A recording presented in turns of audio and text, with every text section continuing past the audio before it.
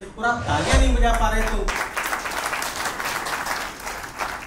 पिछली बार यही स्टेज था, यही मंच था, यही जगह थी और मैंने यहाँ पे ओपेश शब्द का अर्थ बताया था।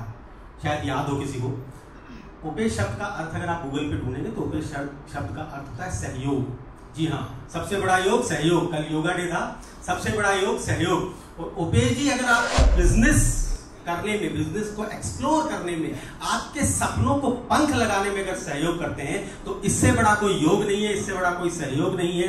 एक बार जोरदार तालियां ओपेश जी के लिए। और इतने सारे देशों की बात ओपेश जी करते हैं कि मेरे को लगता है ओपेश में जो शुरू का ओ है ना, उसे सर आप ग्लोब की तरह बनाने लग जाइए, बिल्कुल आपके ऊपर बिल्कुल सूट करेगा। आप सोचिए एक रोड कॉन्ट्रैक्टर जो कि भरतपुर में रोड कॉन्ट्रैक्टर थे, उन्होंने सोचा भी नहीं होगा कि वो अफ्रीका तक आपके सपनों की रोड बना देंगे, आपके सपनों की सड़क बना देंगे। जी हाँ, ऐसा ही होता है। अभी सर ने कहा कि आप बड़ा सोचिए। जी हाँ, कोई भी काम, बड़ा काम करना हो तो छोटे से शुरुआत करो। बिल्कुल सही बात है, बड़ा काम करना है तो छोटे से शुरुआत करो। सूरज बनने की ख्वाहिश है तो जुगनू बनकर चला करो। बिल्कुल सही कहा इन्होंने।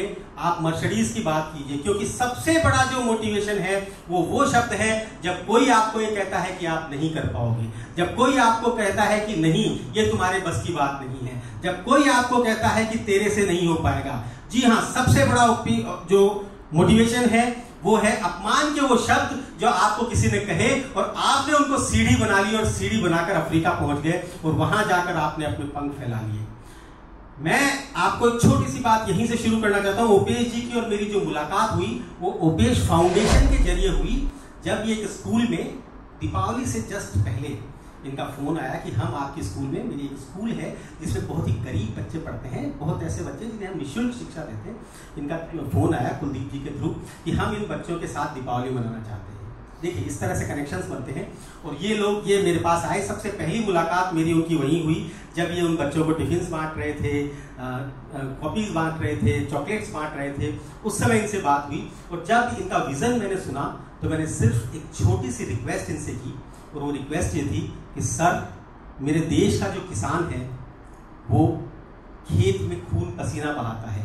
मेरे देश का जो किसान है उसे पूरी कीमत नहीं मिलती। मेरे देश का किसान बहुत कुछ करना चाहता है परंतु उसे दिशा सही नहीं मिलती।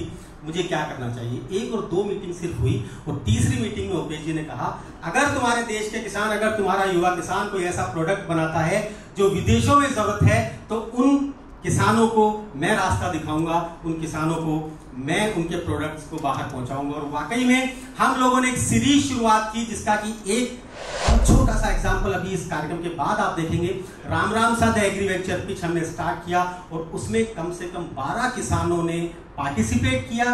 और 12 किसान, जब मेरे लिए बड़ी अच्छी बात थी कि जब इन्होंने कहा तो मैं ढूंढने लगा और मैंने देखा कि गांव में ऐसे ऐसे प्रोडक्ट्स बन रहे हैं, ऐसी ऐसी चीजें बन रही हैं जो हमें पता नहीं। जी हाँ, मिलेट्स के कुरकुरे, आप जो कुरकुरे खाते हैं उन कुरकुरों से बहुत अच्छे मोटे अनाज के कुरकुरे हैं। उन कुरकुरों को ओपेश जी ने सहायता दी कि हाँ, इन्हें मैं विदेश भेजूंगा। उनके साथ उन्होंने MOU किया।